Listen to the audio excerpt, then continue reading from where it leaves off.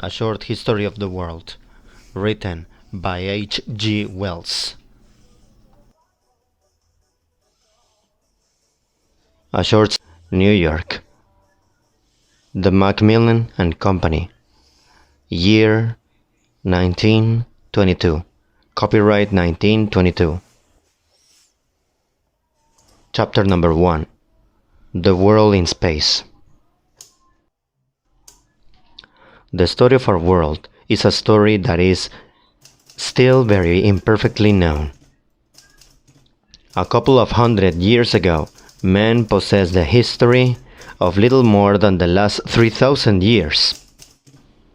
What happened before that time was a matter of legend and speculation. Over a large part of the civilized world, it was believed and taught that the world had been created suddenly in the year 4004 before Christ, though authorities differed as to whether this had occurred in the spring or autumn of that year. This fantastically precise misconception was based upon a too literal interpretation of the Hebrew Bible and upon rather arbitrary theological assumptions connected therewith.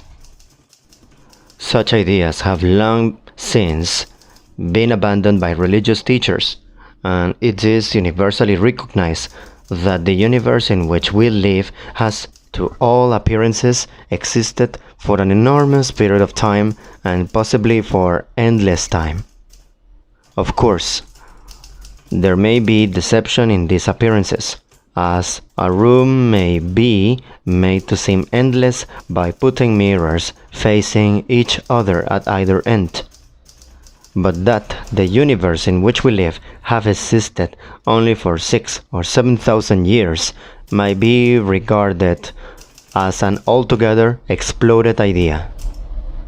The Earth, as everybody knows nowadays, is a spheroid, a sphere slightly compressed, orange fashion, with a diameter of nearly 8,000 miles.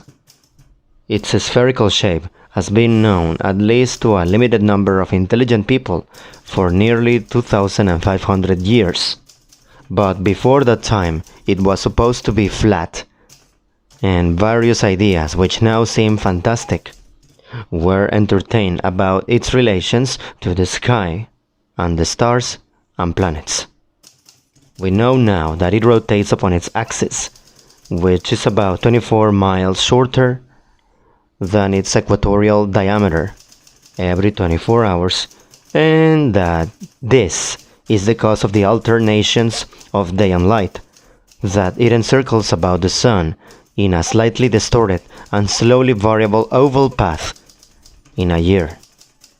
Its distance from the sun varies between 91.5 million at its nearest and 94.5 million miles. In this illustration you can see the luminous spiral clouds of matter. Nebula photographed in the year 1910. Photo by G.W. Ritchie. In this illustration you can see the luminous spiral clouds of matter. Nebula photographed in the year 1910. Photo by G.W. Ritchie. About the Earth circles a smaller sphere. The Moon, at an average distance of 239,000 miles. Earth and Moon are not the only bodies to travel around the Sun. There are also the planets, Mercury and Venus, at distances of 36 and 67 millions of miles, and beyond the circle of the Earth, and disregarding the belt of numerous smaller bodies, the planetoids, there are Mars, Jupiter, Saturn, Uranus, and Neptune, at mean distances of 141, 483, 886, 1,782, and 1,793 millions of miles respectively. These figures in millions of miles are very difficult for the mind to grasp. It may help the reader's imaginations if we reduce the sun and planets to a smaller, more conceivable scale.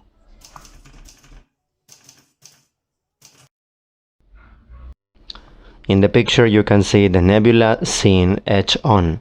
Note the central core, which, through millions of years, is cooling to solidity. Photo taken by G.W. Ritchie.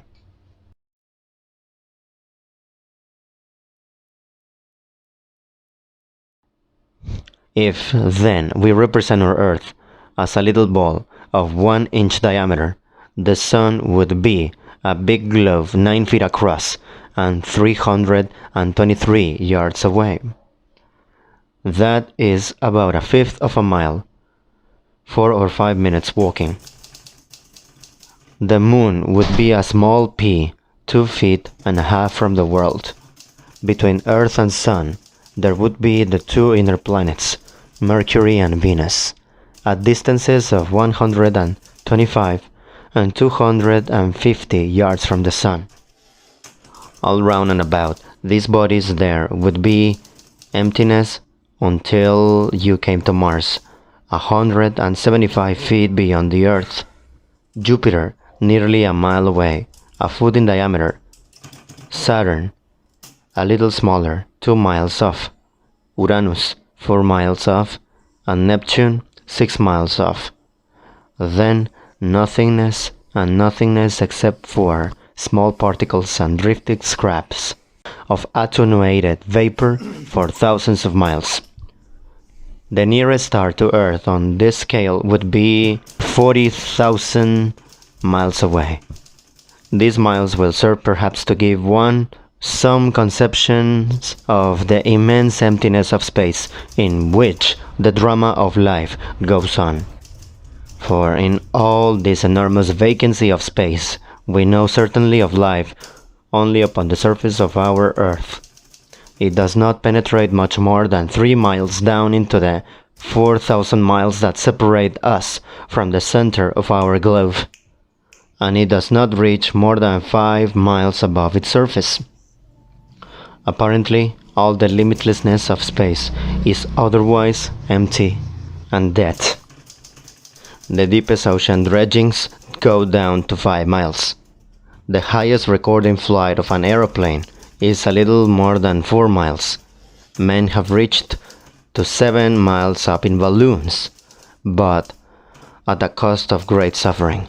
No bird can fly so high as 5 miles, and small birds and insects which have been carried up by aeroplanes drop off insensible far below that level. End of chapter. Let us now continue to chapter number 2, The World in Time. Chapter number 2, The World in Time. In the last 50 years, there has been much very fine and interesting speculation on the part of scientific men upon the age and origin of our Earth. Here we cannot pretend to give even a summary of such speculations because they involve the most subtle mathematical and physical considerations. The truth is that the physical and astronomical sciences are still too underdeveloped as yet to make anything of the sort more than an illustrative guesswork. The general tendency has been to make the estimated age of our globe longer and longer. It now seems probable that the Earth has had an independent existence as a spinning planet flying around and around the Sun for a longer period than 2,000 million years. It may have been much longer than that. This is a length of time that absolutely overpowers the imagination. Before that vast period of separate existence, the Sun and Earth and the other planets that circulate round the Sun may have been a great swirl of diffuse matter in space. The telescope reveals to us in various parts of the heavens luminous spiral clouds of matter, the spiral nebulae, which appear to be in rotation about a center. It is supposed by many astronomers that the Sun and its planets were once such a spiral and that their matter has undergone concentration into its present form. Through majestic aeons, that concentration went on until that vast remoteness of the past for which we have given figures, the world and its moon were distinguishable. They were spinning then much faster than they are spinning now. They were at a lesser distance from the Sun. They traveled round it very much faster, and they were probably incandescent or molten at the surface. The Sun itself was a much greater blaze in the heavens. In the picture you can see the Great Spiral Nebula, photo taken by G.W. Ritchie. If we could go back through that infinitude of time and see the Earth in this earlier stage of its history, we should behold a scene more like the interior of a blast furnace or the surface of a lava flow before it cools and cakes over than any other contemporary scene. No water would be visible because all the water there was would still be superheated steam in a stormy atmosphere of sulfurous and metallic vapors. Beneath this would swirl and boil an ocean of molten rock substance. Across a sky of fiery clouds, the glare of the hurrying sun and moon would sweep swiftly like hot breaths of flame. In the picture you can see a dark nebula, taken in the year 1920 with the aid of the largest telescope in the world, one of the first photographs taken by the Mount Wilson telescope. There are dark nebulae and bright nebulae. Professor Henry Norris Russell, against the British theory, holds that the dark nebulae preceded the bright nebula. Photo by Professor Hale. Slowly, by degrees, as 1 million of years followed another, this fiery scene would lose its eruptive incandescence. The vapors in the sky would rain down and become less dense overhead. Great slaggy cakes of solidifying rock would appear upon the surface of the molten sea and sink under it, to be replaced by other floating masses. The sun and moon, growing now each more distant and each smaller, would rush with diminishing swiftness across the heavens. The moon now, because of its smaller size, would be already cooled far below incandescence, and would be alternately obstructing and reflecting the sunlight in a series of eclipses and full moons. In the picture you can see another spiral nebula. Photo by G.W. Ritchie. Photo by G.W. Ritchie. And so, with a tremendous slowness, through the vastness of time, the Earth would grow more and more like the Earth on which we live, until at last an age would come when, in the cooling air, steam would begin to condense into clouds, and the first rain would fall hissing upon the first rocks below. For endless millennia, the greater part of the Earth's water would still be vaporized in the atmosphere, but there would now be hot streams running over the crystallizing rocks below, and pools and lakes into which these streams would be carrying detritus and depositing sediment. In the picture you can see landscape before life, great lava-like masses of rock without traces of soil. At last, A condition of things must have been attained in which a man might have stood up on earth and looked about him and lived. If we could have visited the earth at that time, we should have stood on great lava-like masses of rock without a trace of soil or touch of living vegetation, under a storm-rent sky, hot and violent winds, exceeding the fiercest tornado that ever blows, and downpours of rain, such as our milder, slower earth today knows nothing of, might have assailed us. The water of the downpour would have rushed by us, muddy with the spoils of the rocks, coming together into torrents, cutting deep gorges and canyons, as they hurried past to deposit their sediment in the earliest seas. Through the clouds, we should have glimpsed a great sun moving visibly across the sky, and in its wake, and in the wake of the moon, would have come a diurnal tide of earthquake and upheaval, and the moon, which nowadays keeps one constant face to earth, would then have been rotating visibly and showing the side it now hides so inexorably. The earth aged.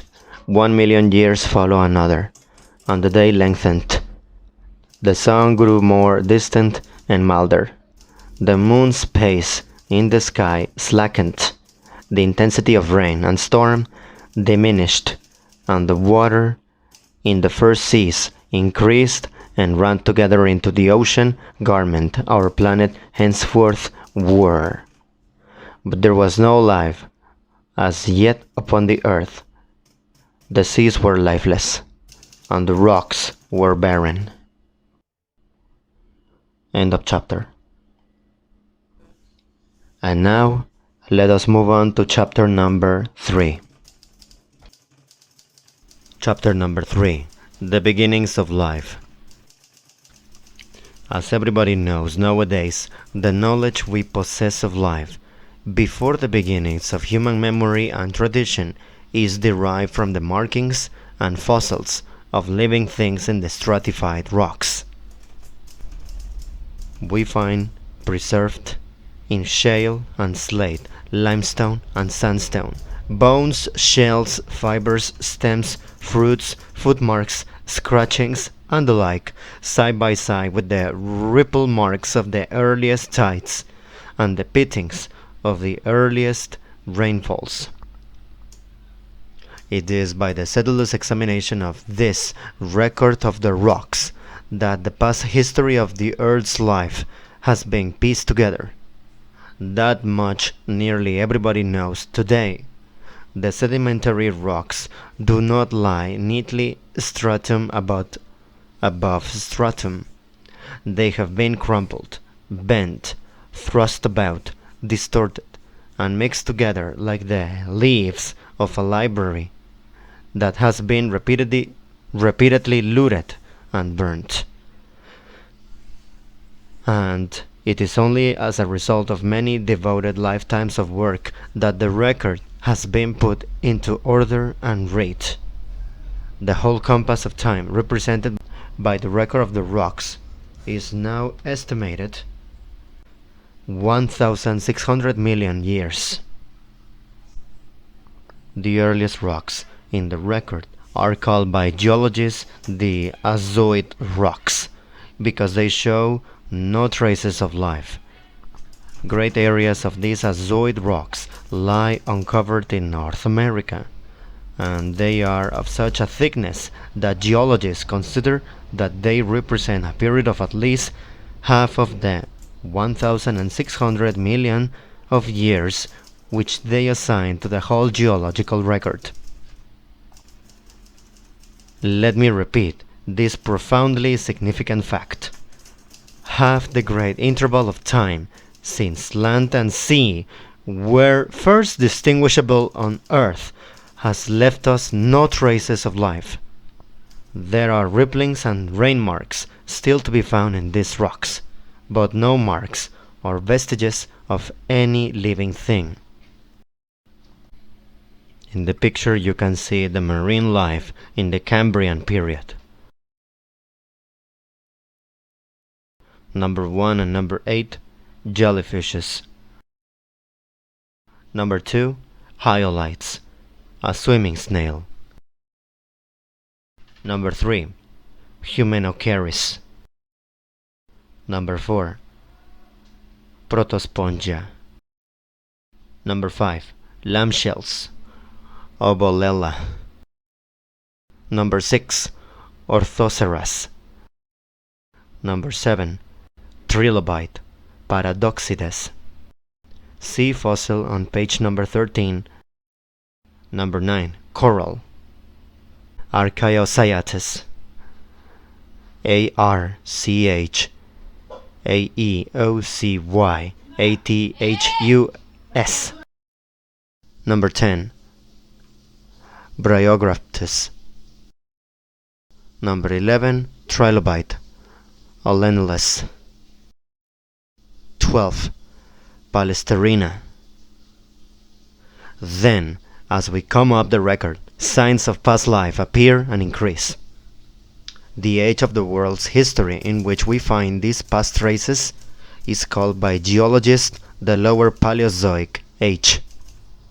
The first indications that life was stirred were vestiges of comparatively simple and lowly things. The shells of small jellyfish, the stems and flower-like heads of zoophytes, seaweeds, and the tracks and remains of sea worms and crustacea. Very early appear certain creatures, rather like plant lice, crawling creatures which could roll themselves up into balls, as the plant lice do, the trilobites. Later, by a few million years or so, come certain sea scorpions, more mobile and powerful creatures than the world had ever seen before. In the picture you can see a fossil of a trilobite, slightly magnified. Photo taken by John J. Ward, FES. None of these creatures were of very great size. Among the largest were certain of the sea scorpions, which measure 9 feet in length. There are no signs whatever of land life of any sort, plant or animal. There are no fishes or any vertebrated creatures in this part of the record. Essentially, all the plants and creatures which have left us their traces from this period of the Earth's history are shallow water and interdial beings. If we wish to parallel the flora and fauna of the lower Paleozoic rocks on the Earth today, we should do it best, except in the matter of size, by taking a drop of water from a rock pool or a scummy ditch and examining it under a microscope. The little crustacea, the small shellfish, the zoophytes and algae we should find there would display a quite striking resemblance to these clumsier, larger prototypes that once were the crown of life upon our planet. In the picture you can see early Paleolithic fossils of various species of Lingula. Species of this most ancient genus of shellfish still live today. This was taken in the Natural History Museum in London. It is well, however, to bear in mind that the lower Paleozoic rocks probably do not give us anything at all representative of the first beginnings of life on our planet. Unless a creature has bones or other hard parts, unless it wears a shell or is big enough and heavy enough to make characteristic footprints and trails in mud, it is unlikely to leave any fossilized traces of its existence behind. Today, there are hundreds of thousands of species of small soft-bodied creatures in our world, which it is inconceivable can ever leave any mark for future geologists to discover. In the world's past, millions of species of such creatures may have lived and multiplied and flourished, and passed away without a trace remaining. the waters of the warm and shallow lakes and seas of the so-called Azoic period may have teemed with an infinite variety of lowly, jelly-like, shell-less, and boneless creatures, and a multitude of green, scummy plants may have spread over the sunlit, intertidal rocks and beaches. The record of the rocks is no more a complete record of life in the past than the books of a bank are a record of the existence of everybody in the neighborhood. It is only when a species begins to secrete a shell, or a spicule, or a carapace, or a lime-supported stem, and so put by something for the future, that it goes upon the record, but in rocks of an age prior to those which bear any fossil traces. Graphite, a form of uncombined carbon, is sometimes found, and some authorities consider that it may have been separated out from combination through the vital activities of unknown living things. In this picture you can see the fossilized footprints of a labyrinthodont Hierotherium taken in the Natural History Museum in London. In this picture you can see the fossilized footprints of a labyrinthodont Hierotherium taken in the Natural History Museum in London. End of chapter. Now let us move on to the chapter number 4. Chapter number 4. The Age of Fishes.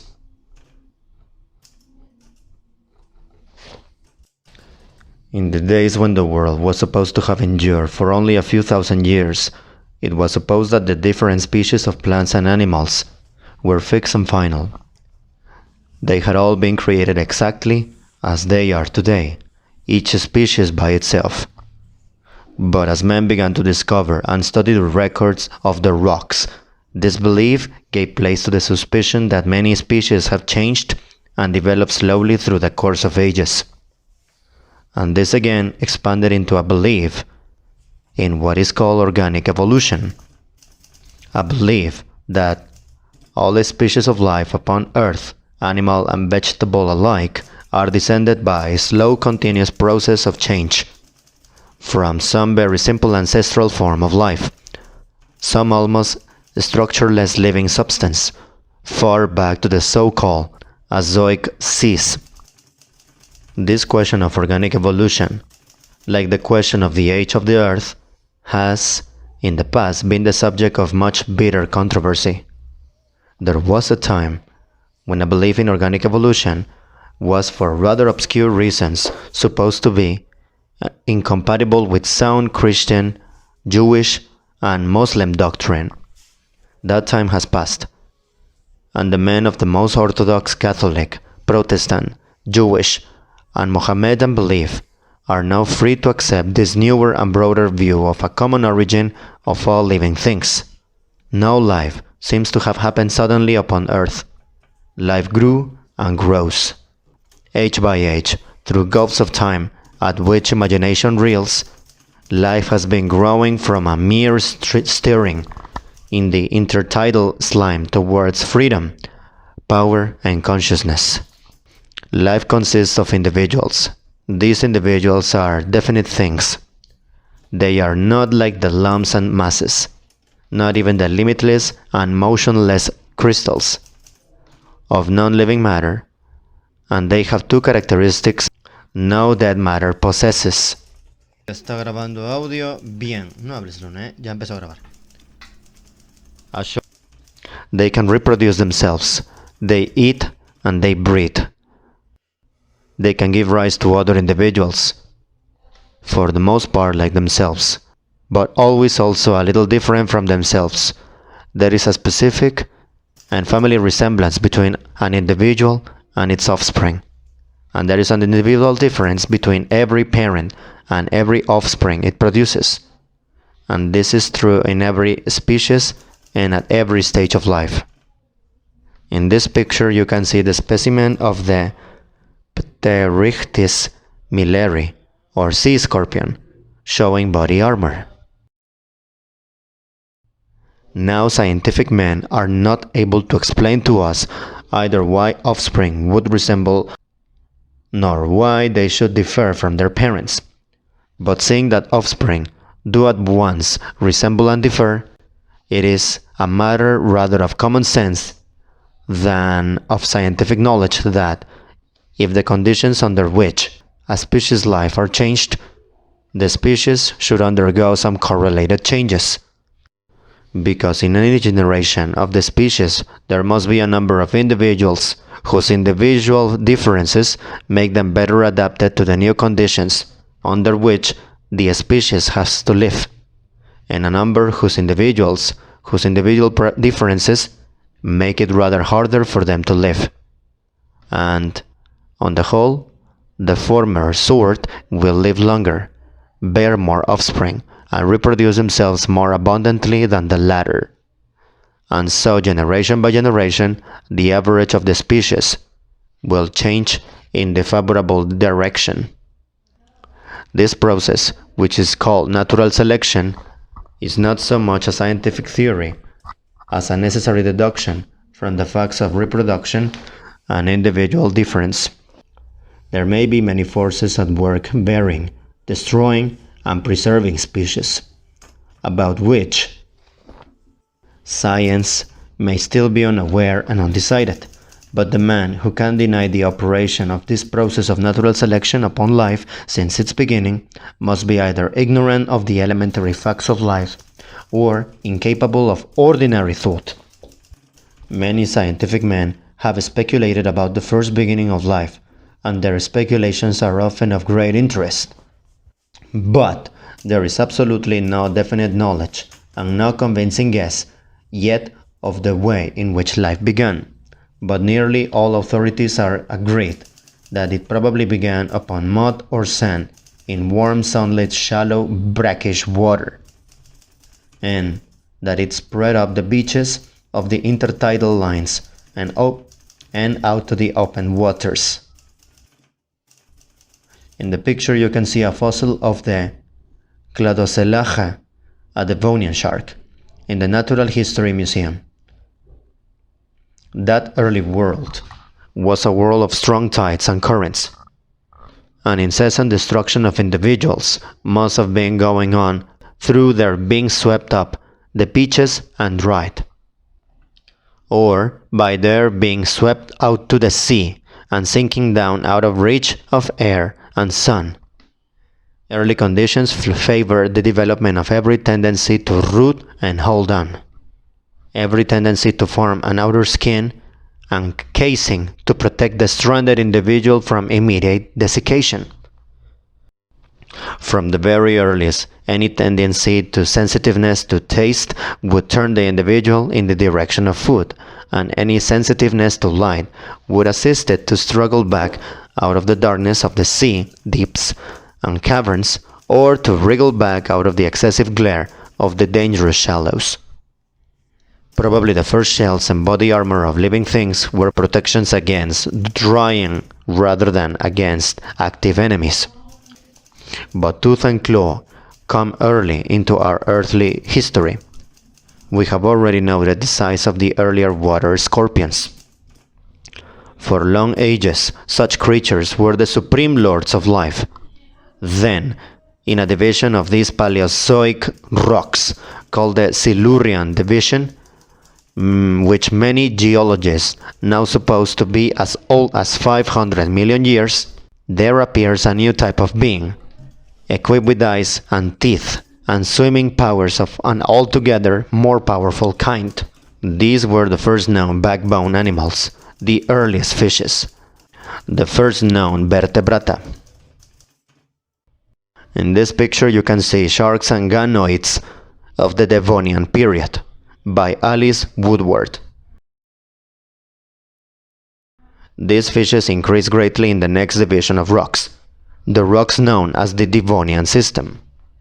They are so prevalent that this period of the record of the rocks has been called the Age of Fishes. Fishes of a pattern now gone from the earth, and fishes allied to the sharks and sturgeons of today, rushed through the waters, leapt into the air, browsed among the seaweeds, pursued and preyed upon one another, and gave a new liveliness to the waters of the world. None of these were excessively big by our present standards. Few of them were more than 2 or 3 feet long, but there were exceptional forms which were as long as 20 feet. We know nothing of geology of the ancestors of these fishes. They do not appear to be related to any of the forms that preceded them. Zoologists have the most interesting views of their ancestry, but these they derive from the study of the development of the eggs of their still living relations, and from other sources. Apparently, the ancestors of the vertebrata were soft-bodied and perhaps quite small swimming creatures, who began first to develop hard parts as teeth round and about their mouths. The teeth of a skate of dogfish cover the roof and the floor of its mouth, and pass at the lip into the flattened tooth-like scales that encase most of its body. As the fishes develop these teeth scales in the geological record, they swim out of the hidden darkness of the past into the light. The first vertebrated animals visible in the record. End of chapter. Now, let us move on to chapter number 5. Chapter number 5. Chapter number 5. The age of the cold swamps. The land during this age of fishes was apparently quite lifeless. Cracks and uplands of barren rock lay under the sun and rain. There was no real soil, for as yet there were no earthworms which helped to make a soil, and no plants to break up the rock particles into mold. There was no trace of moss or lichen. Life was still only in the sea. Over this world of barren rock play great changes of climate. The causes of these changes of climate were very complex, and they have still to be properly estimated.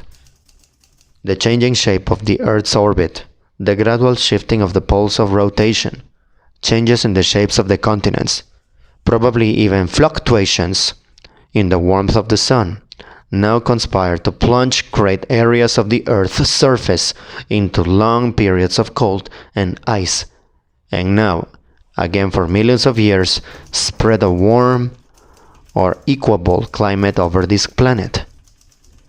There seem to have been phases of great internal activity in the world's history, when in the course of a few million years, accumulated upthrust would break out in lines of volcanic eruption and upheaval, and rearrange the mountain and continental outlines of the globe, increasing the depth of the sea and the height of the mountains and exaggerating the extremes of climate.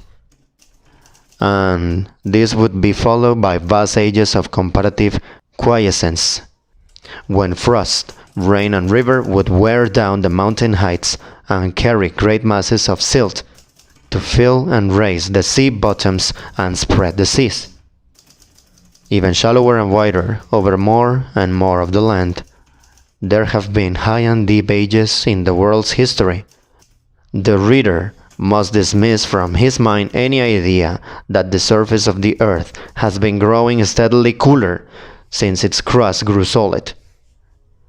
After that much cooling had been achieved, the internal temperature ceased to affect surface conditions. There are traces of periods of superabundant ice and snow, of glacial ages, that is, even in the Azoic period. It was towards the close of the age of fishes, in a period of extensive shallow seas and lagoons, that life spread itself out in any effectual way from the waters onto the land. No doubt, the earlier types of the forms that now begin to appear in great abundance had already been developing in a rare and obscure manner for many scores of millions of years. But now came their opportunity. In the picture you can see a carboniferous swamp, A Coliseum in the making. Plants no doubt preceded animal forms in this invasion of the land, but the animals probably followed up the plant immigration very close. The first problem that the plant had to solve was the problem of some sustaining stiff support to hold its fronds to the sunlight when the buoyant water was withdrawn. The second was the problem of getting water from the swampy ground below to the tissues of the plant, now that it was no longer close at hand.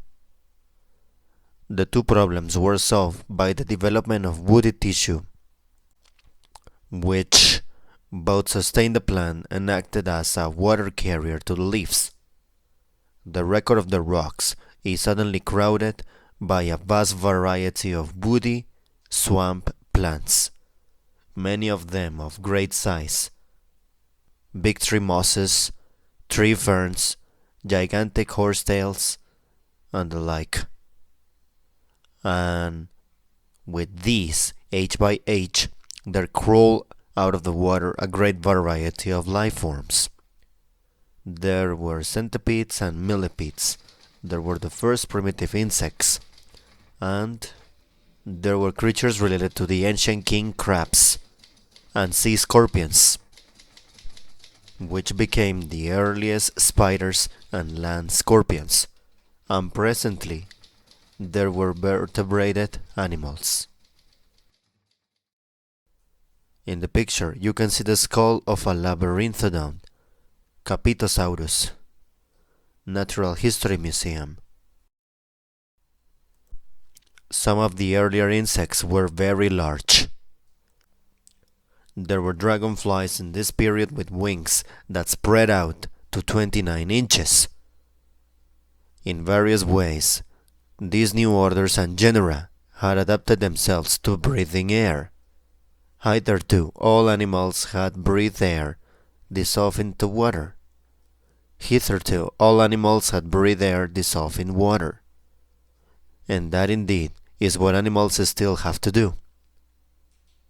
But now, in diverse fashions, the animal kingdom was acquiring the power of supplying its own moisture where it was needed.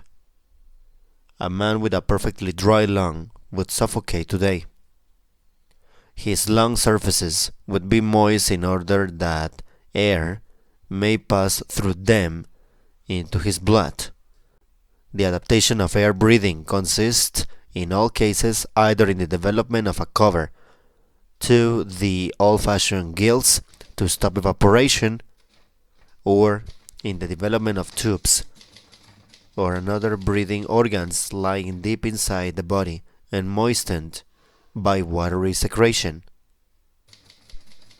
The old gills with which the ancestral fish of the vertebrated line had breathed were inadaptable to breathing upon land. And in the case of this division of the animal kingdom, it is the swimming bladder of the fish which becomes a new deep-seated breathing organ, the lung.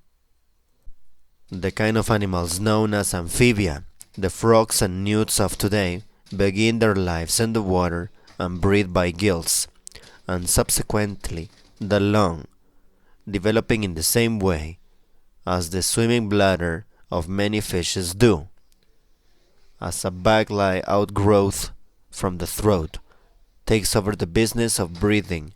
The animal comes out on land, and the gills dwindle and the gill slits disappear, all except an outgrowth of one gill slit, which becomes the passage of the ear and eardrum.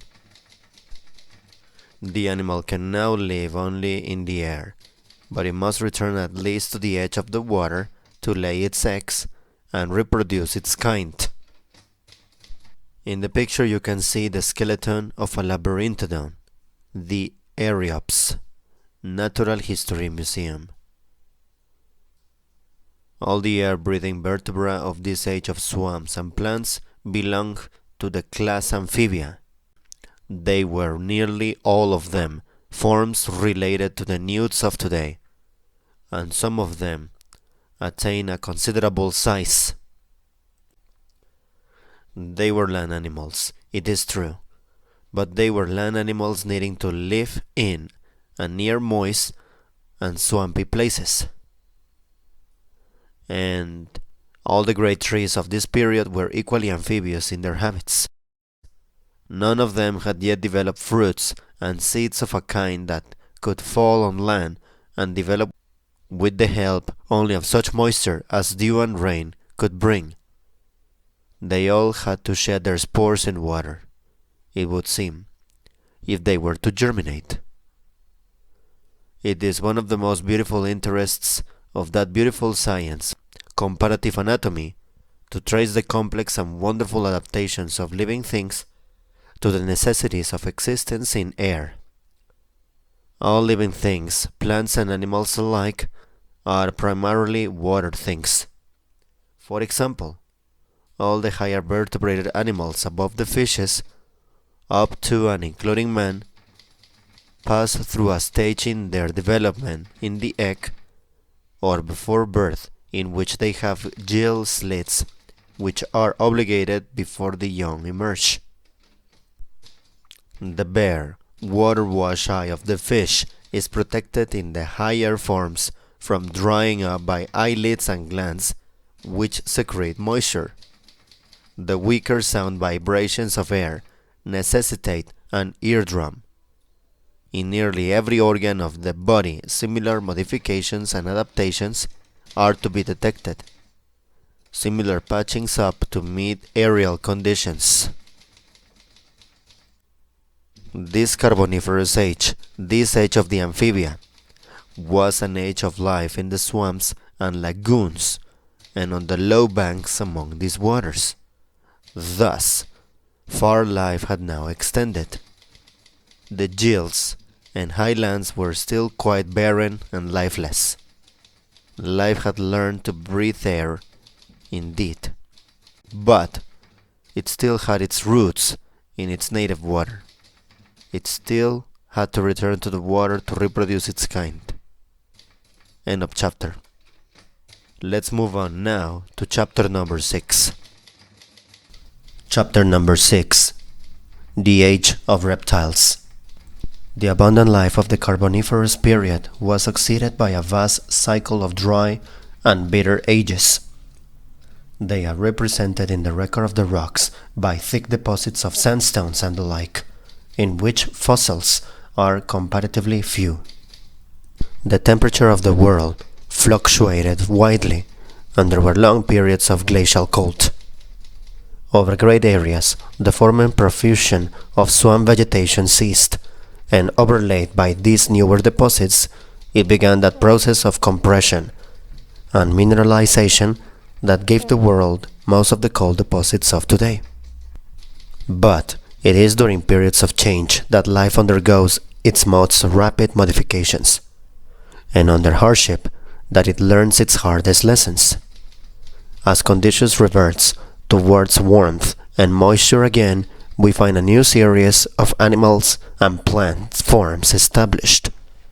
We find in the record the remains of vertebrated animals that laid eggs, which, instead of hatching out tadpoles, which needed to live for a time in water, carried on their development before hatching to a stage so nearly like the adult form that the young could live in air from the first moment of independent existence. Gills had been cut out altogether, and the gill slits only appear as an embryonic phase. These new creatures without a tadpole stage were the reptiles. Concurrently, there had been a development of seed-bearing trees, which could spread their seed independently of swamp or lake. There were now palm-like cycads and many tropical conifers, though as yet there were no flowering plants and no grasses. There was a great number of ferns, and there was now also an increased variety of insects. There were beetles, though bees and butterflies had yet to come, but all the fundamental forms of a new real land fauna and flora had been laid down during these vast ages of severity. This new land life needed only the opportunity of favorable conditions to flourish and prevail. In the picture you can see a fossil Ichthyosaurus, a Mesozoic fish lizard found in the lower Lias of Somersetshire in the Natural History Museum. Age by age, and with abundant fluctuations, that mitigation came. The still incalculable movements of the Earth's crust, the changes in its orbit, the increase and diminution of the mutual inclination of orbit and pole worked together to produce a great spell of widely diffuse warmth conditions. The period lasted altogether, it is now supposed, upwards of 200 million years.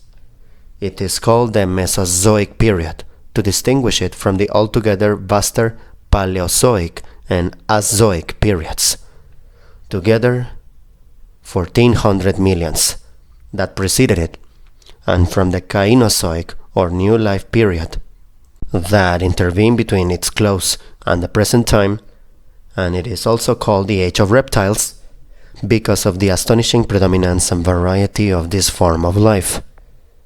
It came to an end some 80 million years ago.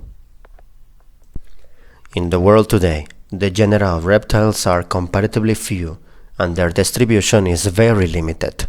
There are more various, it is true, than are the few surviving members of the order of the amphibia, which once in the Carboniferous period ruled the world. We still have the snakes, the turtles and tortoises, the chelonia, the alligators and crocodiles, and the lizards. Without exception, they are creatures requiring warmth all the year around. They cannot stand exposure to cold, and it is probable that all the reptilian beings of the Mesozoic suffered under the same limitation. It was a hothouse fauna, living amidst a hothouse flora. It endured no frosts, but the world had at least attained a real dry land fauna and flora as distinguished from the mud and swamp fauna and flora of the previous heyday of life upon Earth. In the picture you can see a pterodactyl in the Natural History Museum. All the sorts of reptile we know now were much more abundantly represented then. Great turtles and tortoises, big crocodiles and many lizards and snakes.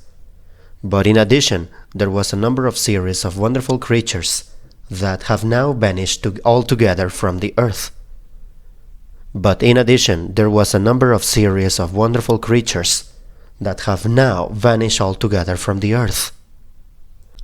There was a vast variety of beings, called the dinosaurs. Vegetation was now spreading over the lower levels of the world, reeds, breaks of the fern, and the like.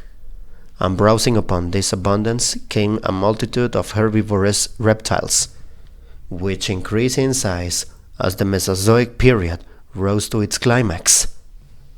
Some of these beasts exceeded in size any other land animals that have ever lived. They were as large as whales. The Diplodocus carnegii, for example, measured 84 feet from snout to tail. The Giganotosaurus was even greater. It measured 100 feet. Living upon these monsters was a swarm of carnivorous dinosaurs of a corresponding size. One of these, the Tyrannosaurus, is figured and described in many books as the last word in reptilian frightfulness. In the picture, you can see a big swamp-inhabiting dinosaur, the Diplodocus, over 80 feet from snout to tail tip. Photo taken in the Natural History Museum.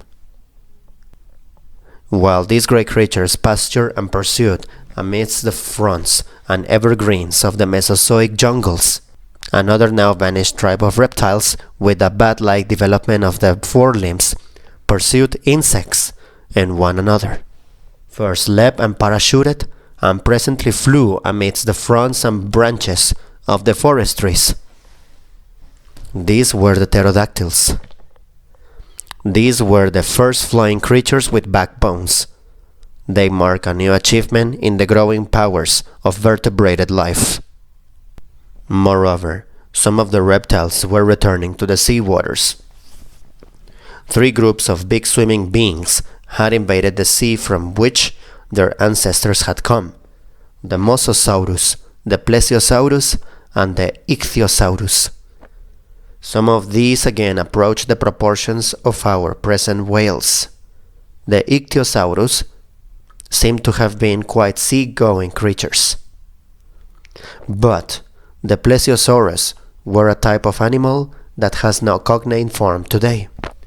The body was stout and big with paddles, adapted either for swimming or crawling through marshes, or along the bottom of shallow waters.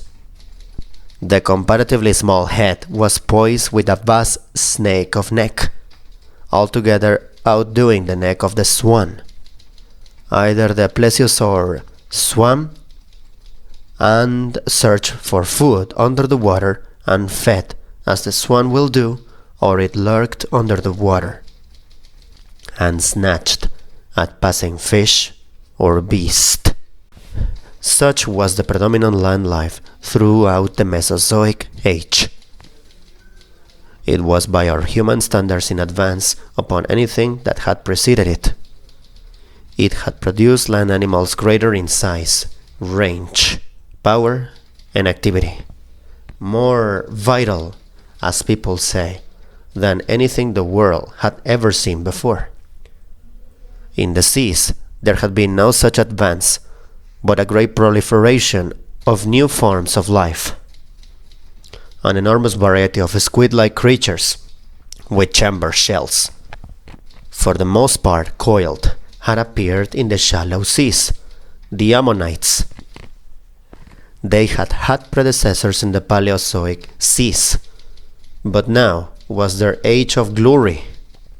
Today, they have left no survivors at all. Their nearest relation is the pearly nautilus, an inhabitant of tropical waters, and a new and more prolific type of fish with lighter, finer scales than the plate-like and tooth-like coverings that had hitherto prevailed, became, and had since remained predominant in the seas and rivers. End of chapter. Now, let's move on to chapter number 7. Chapter number 7. The first birds and the first mammals. In a few paragraphs, a picture of lush vegetation and swarming reptiles of that first great summer of life, the Mesozoic period, has been sketched.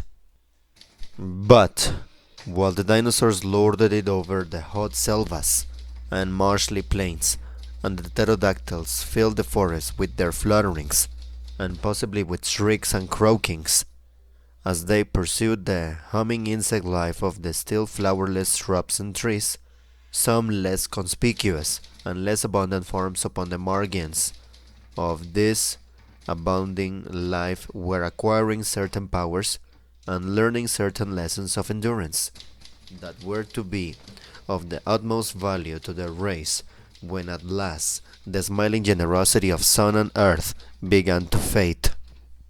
A group of tribes and genera of hopping reptiles, small creatures of dinosaur type, seem to have been pushed by competition and the pursuit of their enemies towards the alternatives of extinction or adaptation to colder conditions in the higher hills or by the sea.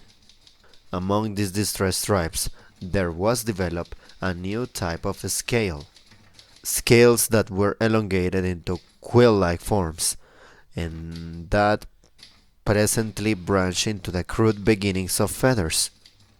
These quill-like scales lay over one another and form a heat-retaining covering more efficient than any reptilian covering that had hitherto existed.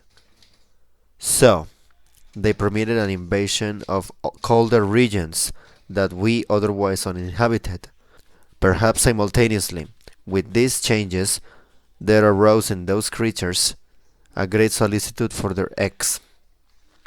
Most reptiles are apparently quite careless about their eggs, which are left for sun and season to hatch. But some of the varieties upon this new branch of the tree of life were acquiring a habit of guarding the eggs and keeping them warm with the warmth of their bodies. With these adaptations to cold, other internal modifications were going on that made these creatures. The primitive birds, warm-blooded and independent of basking.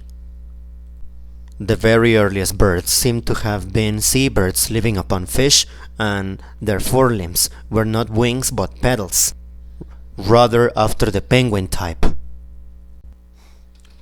That peculiarly primitive bird, the New Zealand kiwi, has feathers of a very simple sort, and neither flies nor appears to be descended from flying ancestors. In the development of the birds, feathers came before wings. But once the feather was developed, the possibility of making a light spread of feathers led inevitably to the wing. We know of the fossil remains of one bird at least which had reptilian teeth in its jaw and a long reptilian tail, but which also had a true bird's wing, and which certainly flew and held its own among the pterodactyls of the Mesozoic time. Nevertheless, birds were neither varied nor abundant in Mesozoic times. If a man could go back to typical Mesozoic country, he might walk for days and never see or hear such a thing as a bird, though he would see a great abundance of pterodactyls and insects among the fronds and the reeds. In the picture you can see the fossil of an Archaeopteryx, one of the earliest birds, Natural History Museum. Another thing he would probably never see, and that would be any sign of a mammal.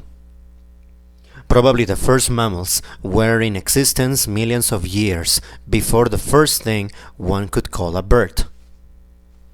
But they were altogether too small and obscure and remote for attention.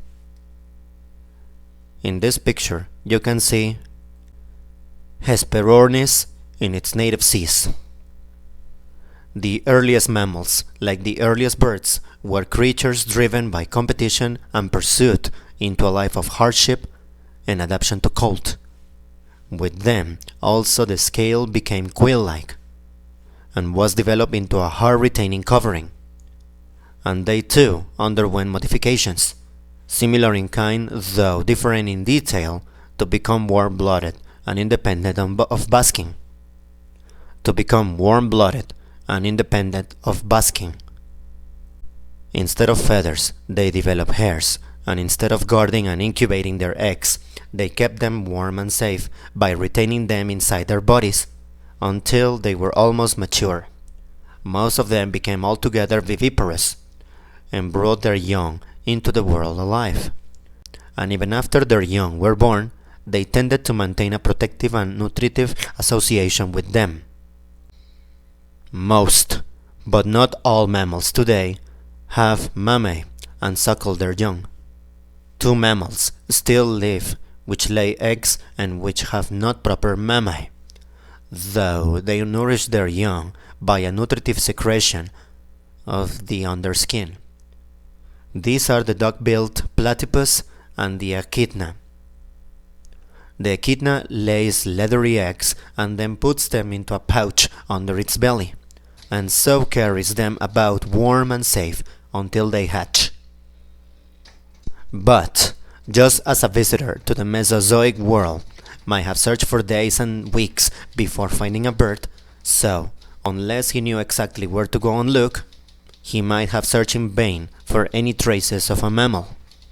Both birds and mammals would have seemed very eccentric and secondary and unimportant creatures in Mesozoic times.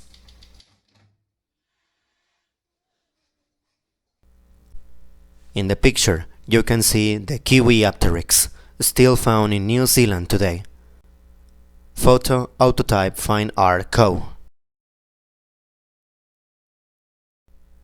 And in this picture you can see a slab of Lower Pliocene marl, discovered in Greece. It is rich in fossilized bones of early mammals. The age of reptiles lasted, it is now guessed, 80 million years.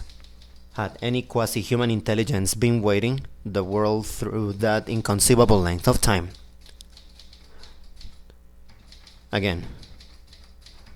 The age of reptiles lasted, it is now guessed, 80 million years. Had any quasi-human intelligence been watching the world through that inconceivable length of time, how safe and eternal the sunshine and abundance must have seemed, how assured the wallowing prosperity of the dinosaurs and the flapping abundance of the flying lizards. And then the mysterious rhythms and accumulating forces of the universe began to turn against that quasi-eternal stability.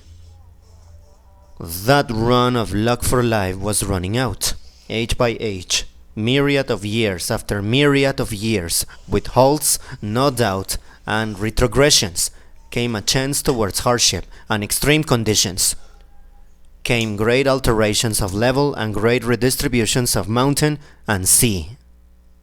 We find one thing in the record of the rocks during the decadence of the long Mesozoic age of prosperity that is very significant of steadily sustained changes of condition, and that is a violent fluctuation of living forms and the appearance of new and strange species. Under the gathering threat of extinction, the older orders and genera are displaying their utmost capacity for variation and adaptation.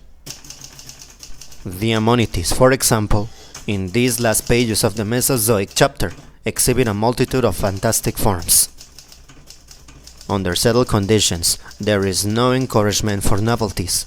They do not develop, they are suppressed. What is best adapted is already there. Under novel conditions, it is the ordinary type that suffers, and the novelty that may have been a better chance to survive and establish itself. There comes a break in the record of rocks that may represent several billion years. There is a veil here still, over even the outline of the history of life. When it lifts again, the age of reptiles is at an end.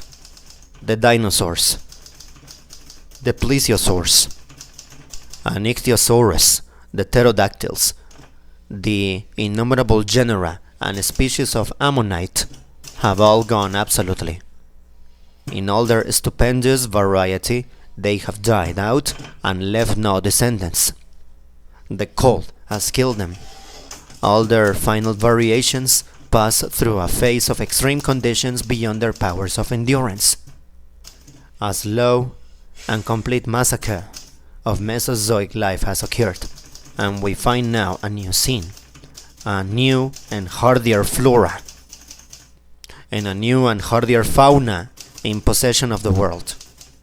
It is still a bleak and impoverished scene with which this new volume of the Book of Life begins. The cycads and tropical conifers have given place very largely to trees that shed their leaves to avoid destruction by the snows of winter, and to flowering plants and shrubs. And where there was formerly a profusion of reptiles, an increasing variety of birds and mammals is entering into their inheritance. End of chapter. Let's move on now to chapter number 8. Chapter number 8. The Age of Mammals. Quick comment over here. The person reading this particular book is actually a mammal, because I am a human. With that out of the way, let us continue. The opening of the next great period in the life of the Earth, the Cainozoic period, was a period of upheaval and extreme volcanic activity. Now it was that the vast masses of the Alps and Himalayas and the mountain backbone of the Rockies and Andes were thrust up, and that the rude outlines of our present oceans and continents appeared. The map of the world begins to display a first dim resemblance to the map of today. It is estimated now that between 40 and 80 million years have elapsed from the beginnings of the Cainozoic period to the present time. At the outset of the Cainozoic period, the climate of the world was austere. It grew generally warmer until a fresh phase of great abundance was reached, after which conditions grew hard again and the Earth passed into a series of extremely cold cycles, the glacial ages, from which apparently it is now slowly emerging. But we do not know sufficient of the causes of climatic change at present to forecast the possible fluctuations of climatic conditions that lie before us. We may be moving towards increasing sunshine or lapsing towards another glacial age. Volcanic activity and the upheaval of mountain masses may be increasing or diminishing. We do not know. We lack sufficient science. With the opening of this period, the grasses appear. For the first time, there is pasture in the world, and with the full development of the once obscure mammalian type, appear a number of interesting grazing animals and of carnivorous types which prey upon these. At first, these early mammals seem to differ only in a few characters from the great herbivorous and carnivorous reptiles that ages before had flourished and then vanished from the earth. A careless observer might suppose that in this second long age of warmth and plenty that was now beginning, nature was merely repeating the first, with herbivorous and carnivorous mammals to parallel the herbivorous and carnivorous dinosaurs, with birds replacing pterodactyls, and so on. But this would be an altogether superficial comparison.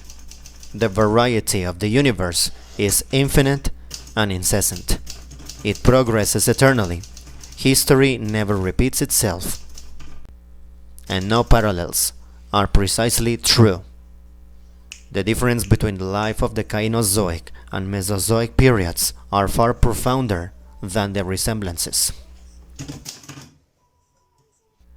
In the picture, you can see a mammal of the early Cainozoic period, the Titanotherium Brontotops robustum. The most fundamental of all these differences lies in the mental life of the two periods. It arises essentially out of the continuing contact of parent and offspring, which distinguishes mammalian, and in a lesser degree, bird life, from the life of the reptile. With a very few exceptions, the reptile abandons its egg to hatch alone. The young reptile has no knowledge whatever of its parent. Its mental life, such as it is, begins and ends with its own experiences. It may tolerate the existence of its fellows, but it has no communication with them. It never imitates, never learns from them. It is incapable of concerted action with them. Its life is that of an isolated individual, but with the suckling and cherishing of young, which was distinctive of the new mammalian and avian strains, arose the possibility of learning by imitation, of communication by warning cries and other concerted action, of mutual control and instruction. A teachable type of life had come into the world. The earliest mammals of the Cainozoic period are but little superior in brain size to the more active carnivorous dinosaurs. But as we read on through the record towards modern times, we find in every tribe and race of the mammalian animals a steady universal increase in brain capacity. For instance, we find at a comparatively early stage that rhinoceros-like beasts appear. There is a creature, the Titanotherium, which lived in the earliest division of its period. It was probably very like a modern rhinoceros in its habits and needs, but its brain capacity was not 1/10 that of its living successor. The earlier mammals probably parted from their offspring as soon as suckling was over. But once the capacity for mutual understanding has arisen, the advantages of continuing the association are very great. And we presently find a number of mammalian species displaying the beginnings of a true social life and keeping together in herds, packs and flocks, watching each other, imitating each other, taking warnings from each other's acts and cries. This is something that the world has not seen before among vertebrated animals. Reptiles and fish may no doubt be found in swarms and shoals. They may have been hatched in quantities and similar conditions had kept them together. But in the case of the social and gregarious mammals, the association arises not simply from a community of external forces. It is sustained by an inner impulse. They are not merely like one another, and so found in the same places at the same times. They like one another, and so they keep together. In the picture you can see an Stenomylus hitchcocki, a giraffe camel. Photo in the Natural History Museum.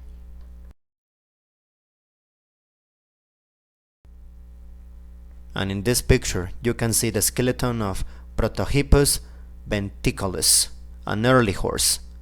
Photo in the Natural History Museum. The difference between the reptile world and the world of our human minds is one our sympathies seem unable to pass.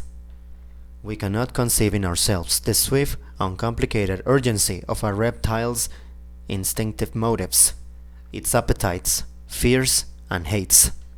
We cannot understand them in their simplicity because all our motives are complicated. Ours are balances and resultants, and not simple urgencies. But the mammals and birds have self-restraint and consideration for other individuals, a social appeal, a self-control that is, at its lower level, after our own fashion. We can in consequence establish relations with almost all sorts of them. When they suffer, they utter cries and make movements that rouse our feelings. We can make understanding pets of them with mutual recognition. They can also be tamed to self-restraint towards us, domesticated and taught. In the picture, you can see comparative size of brands of rhinoceros and Dinoceras. Photo in the Natural History Museum.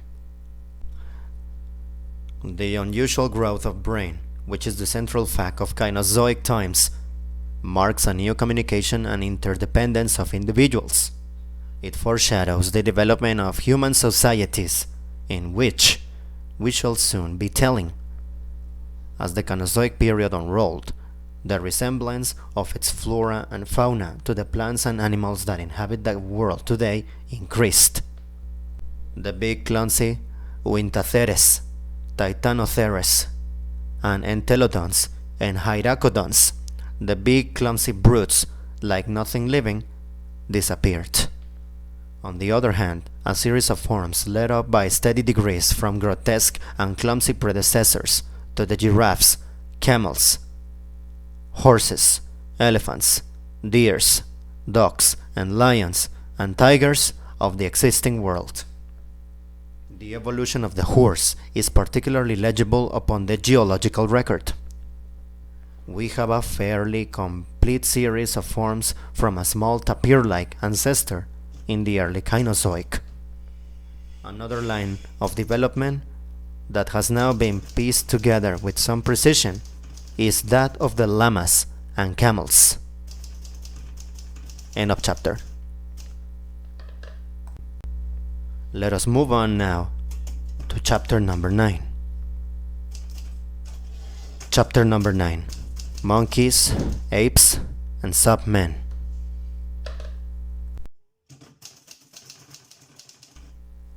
Naturalists divide the class Mammalia into a number of orders. At the head of these is the order Primates, which includes the lemurs, monkeys, apes, and man. Their classification was based originally upon anatomical resemblances and took no account of any mental qualities. Now the past history of the primates is one very difficult to decipher in the geological record. They are for the most part animals which live in forests like the lemurs and monkeys, or in bare rocky places like the baboons. They are rarely drowned and covered up by sediment, nor are most of them very numerous species, and so they do not figure so largely among the fossils as the ancestors of the horses, camels, and so forth do. But we know that quite early in the Cainozoic period, that is to say, some 40 million years ago or so, primitive monkeys and lemuroid creatures had appeared, poorer in brain and not so specialized as their later successors. The great world summer of the Middle Cainozoic period drew at last to an end. It was to follow those other two great summers in the history of life: the summer of the cold swamps and the vast summer of the age of reptiles. Once more the earth spun towards an ice age. The world chilled, grew milder for a time, and chilled again. In the warm, past hippopotami had wallowed through a lush subtropical vegetation, and a tremendous tiger with fangs like sabers, the saber-toothed tiger, had hunted its prey where now the journalists of Fleet Street go to and fro. Now came a bleaker age, and still bleaker ages. A great weeding and extinction of a species occurred. A woolly rhinoceros, adapted to a cold climate, and the mammoth, a big woolly cousin of the elephants, the Arctic muskox, and the reindeer passed across the scene. Then, century by century, the Arctic ice cap, the wintry death of the Ice Age, crept southward. In England, it came almost down to the Thames. In America, it reached Ohio. There would be warmer spells of a few thousand years and relapses towards a bitterer cold. Geologists talk of these wintry phases at the first, second, third, and fourth glacial ages, and of the interludes as interglacial periods. We live today in a world that is still impoverished and scarred by that terrible winter. The first glacial age was coming on 600,000 years ago. The fourth glacial age reached its bitterest some 50,000 years ago, and it was midst the snows of this long universal winter that the first man-like beings lived upon our planet. In the picture, you can see a mammoth. By the Middle Cainozoic period, there have appeared various apes with many quasi-human attributes of the jaws and leg bones. But it is only as we approach these glacial ages that we find traces of creatures that we can speak of as almost human. These traces are not bones but implements. In Europe, in deposits of this period, between 500,000 and 1,000,000 years old, we find flints and stones that have evidently been chipped intentionally by some handy creature desirous of hammering, scraping, or fighting with the sharpened edge. These things have been called aeoliths, dawn stones. In Europe there are no bones nor other remains of the creature which made these objects, simply the objects themselves. For all the certainty we have, it may have been some entirely unhuman but intelligent monkey. But at Trinil in Java, in accumulations of this age, a piece of a skull and various teeth and bones have been found of a sort of ape man, with a brain case bigger than that of any living apes, which seems to have walked erect. This creature is now called Pithecanthropus erectus, the walking ape man, and the little trifle of its bones is the only help our imaginations have as yet in figuring to ourselves the makers of the Aeolites. In the picture you can see flint implements found in Piltdown region. Photo in the Natural History Museum. It is not until we come to stands that are almost 250,000 years old that we find any other particle of a subhuman being. But there are plenty of implements, and they are steadily improving in quality as we read on through the record.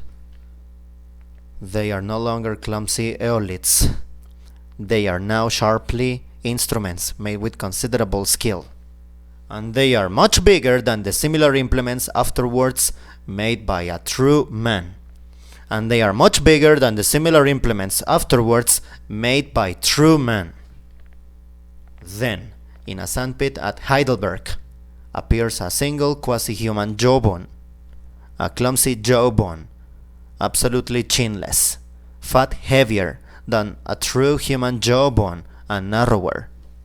So, that is improbable the creature's tongue could have moved about for articulate speech. On the strength of this jawbone, scientific men suppose this creature to have been a heavy, almost human monster.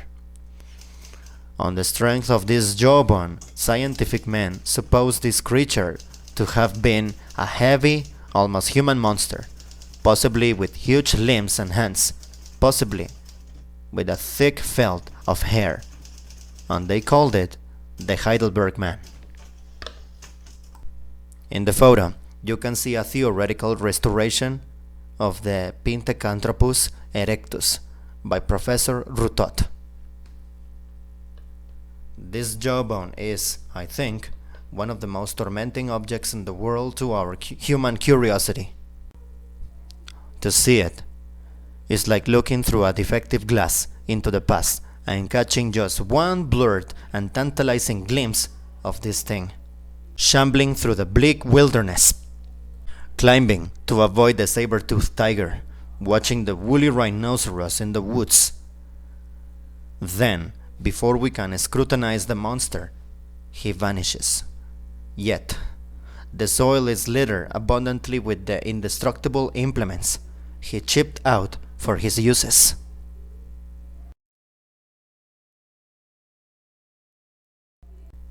In this picture, you can see the Heidelberg man. The Heidelberg man as modeled under the supervision of Professor Routot.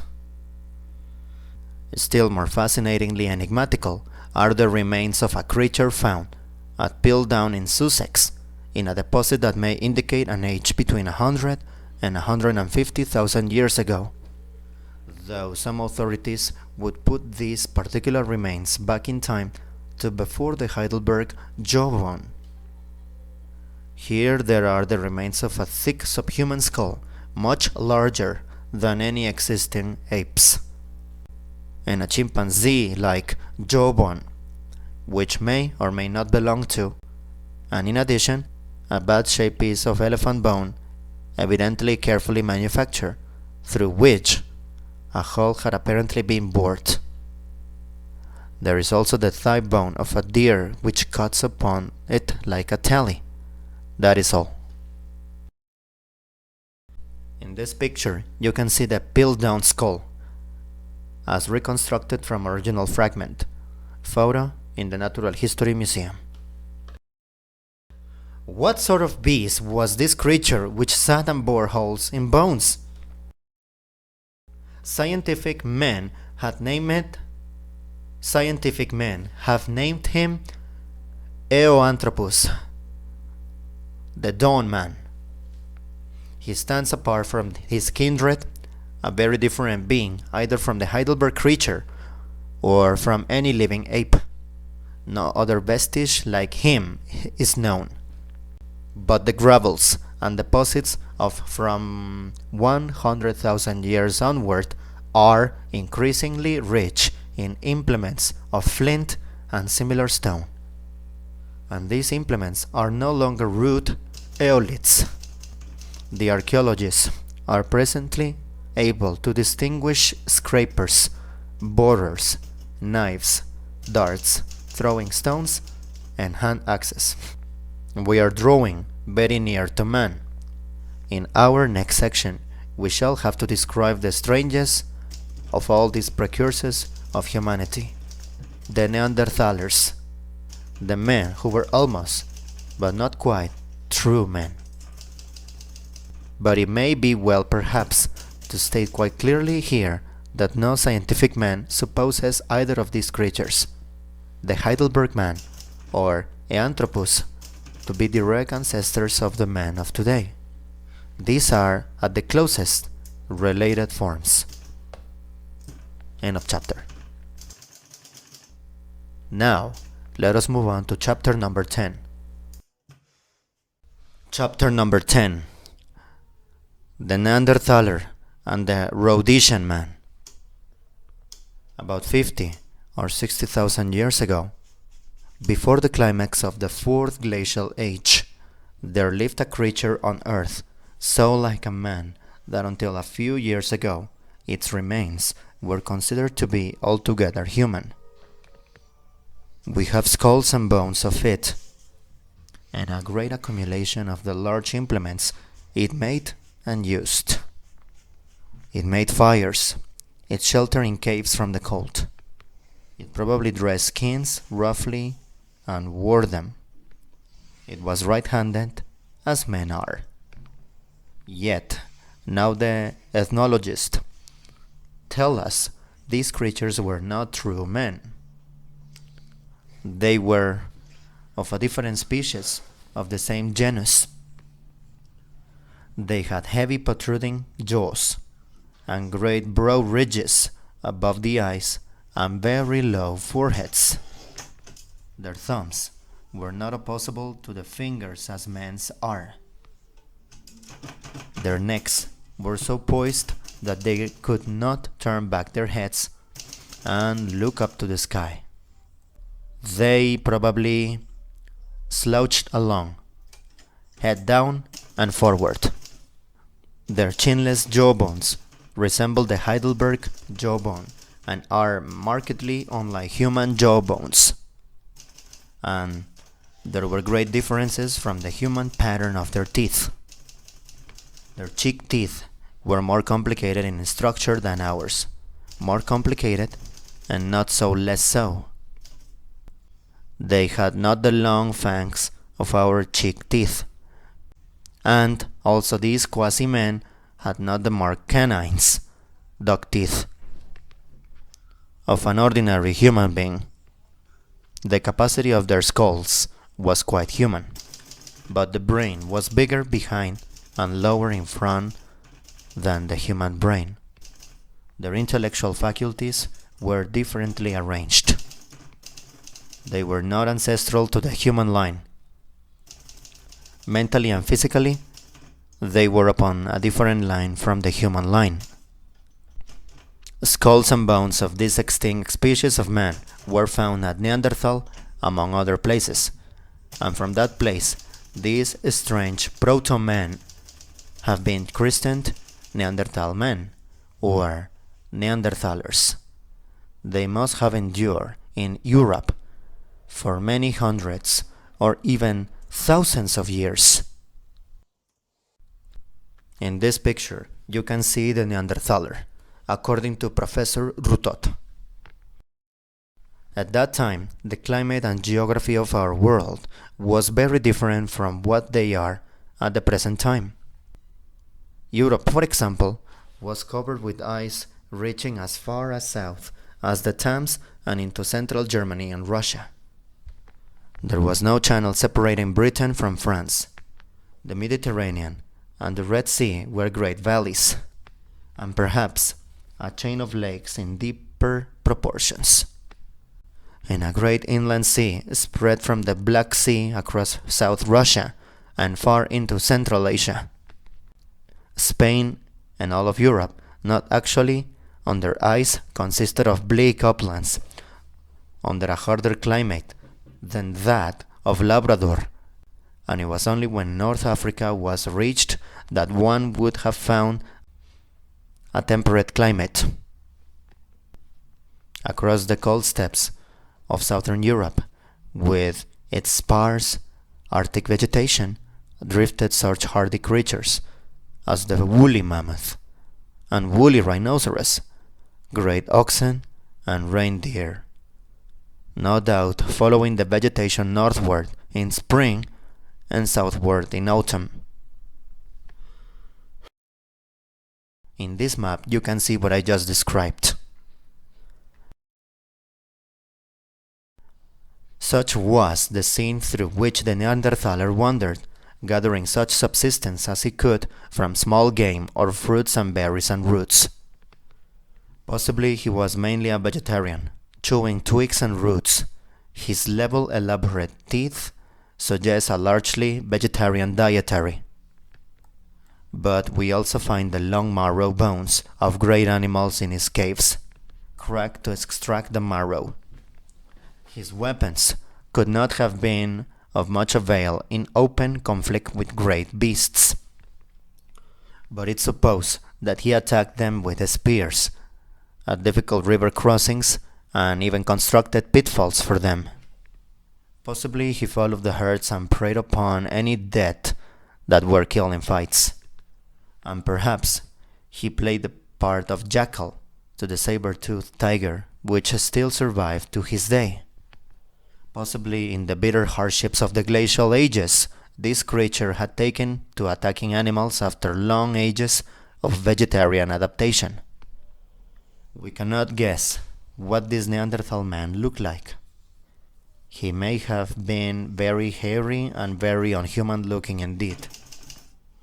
It is very doubtful if he went erect. He may have used his knuckles as well as his feet to haul himself up. Probably he went about alone or in small family groups. It is inferred from the structure of his jaw that he was incapable of speech as we understand it. For thousands of years, these Neanderthals were the highest animals that the European area had ever seen. And then, some 30 or 35,000 years ago, as the climate grew warmer, a race of kindred beings, more intelligent, knowing more, talking, and cooperating together, came drifting into the Neanderthalers' world from the south. They ousted the Neanderthalers from their caves and squatting places. They hunted the same food. They probably made war upon their grisly predecessors and killed them off. These newcomers from the south or the east, for at present we do not know their region of origin, who at last drove the Neanderthalers out of existence altogether, were beings of our own blood and kin, the first true men. Their brain cases and thumbs and necks and teeth were anatomically the same as our own. In a cave at Cro-Magnon and in another at Grimaldi, a number of skeletons have been found, the earliest truly human remains that are so far known. So it is our race comes from the record of the rocks, and the story of mankind begins. In the picture, you can see a comparison of number 1, modern skull, and number 2, Rhodesian skull. Photos from the Natural History Museum. The world was growing like our own in those days, though the climate was still austere. The glaciers of the Ice Age were receding in Europe. The reindeer of France and Spain presently gave way to great herds of horses as grass increased upon the steppes, and the mammoth became more and more rare in southern Europe, and finally receded northward altogether. We do not know where the true man first originated, but in the summer of 1921, an extremely interesting skull was found together with pieces of a skeleton at Broken Hill in South Africa, which seems to be a relic of a third sort of man, intermediate in its characteristics between the Neanderthaler and the human being. The brain case indicates a brain bigger in front and smaller behind than the Neanderthalers, and the skull was poised erect upon the backbone in a quite human way. The teeth, also, and the bones are quite human, but the face must have been ape-like, with enormous brow ridges and a ridge along the middle of the skull. The creature was indeed a true man, so to speak, with an ape-like Neanderthaler face.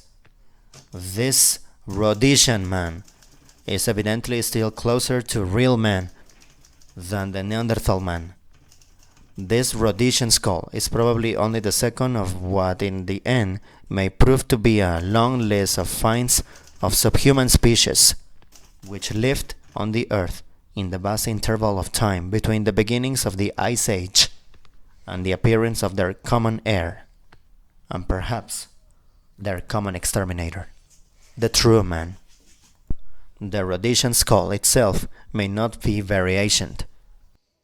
Up to the time of publishing this book, there has been no exact determination of its probable age. It may be that this subhuman creature survived in South Africa until quite recent times. End of chapter.